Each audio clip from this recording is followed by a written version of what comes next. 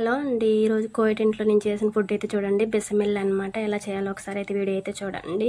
ఒక దబర తీసుకుని అందులో ఆయిల్ వేసేసి ఉల్లిపాయలు అయితే వేసాను. ఉల్లిపాయలు బాగా వేగిన తర్వాత టమాటా మజ్జూన్ అయితే వేసాను.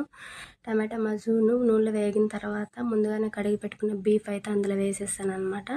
ఆ బీఫ్ బాగా ఉడికిన తర్వాత పుల్లు, ధనియాల పొడి, పసుపు పొడి, మిరియాల పొడి, జీలకర్ర పొడి, ఉప్పు అయితే వేసాను.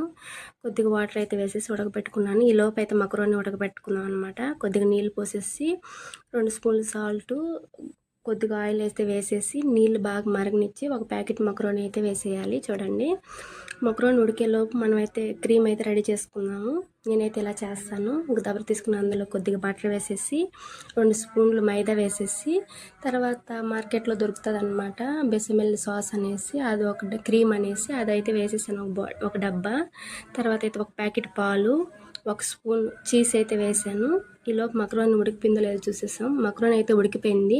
స్ట్రైనర్ తీసుకొని వడకట్టుకోవాలి. క్రీమ్ కూడా రెడీ అయిపోయింది అనమాట. చూడండి, ఆ మక్రోనీలో ఈ క్రీమ్ వేసి కలిపి పెట్టుకోవాలి. అప్పుడు మక్రోని గట్టి పడకుండా ఉంటుందన్నమాట.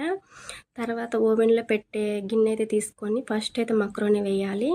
దానిపైన అయితే కొద్ది క్రీమ్ వేసేసి తర్వాత బీఫ్ అయితే వేయాలి. బీఫ్ వేసిన తర్వాత కొద్ది క్రీమ్ వేసేసి మళ్ళీ పైన అయితే మక్రోని వేయాలి. తర్వాత మొత్తానికి క్రీమ్ అయితే వేసేసేయాలండి. ఇప్పుడైతే చీజ్ అయితే వేస్తున్నాను. చూడండి, చీజ్ ఎంత ఎక్కువ ఉంటుందో బెసమిల్ అంత బాగుంటుందన్నమాట. మా బాబుకి చాలా ఇష్టము. చూడండి, ఎంత ఎక్కువ వేసాను. వీలైతే మన ఛానల్ని సబ్స్క్రైబ్ చేసుకోండి.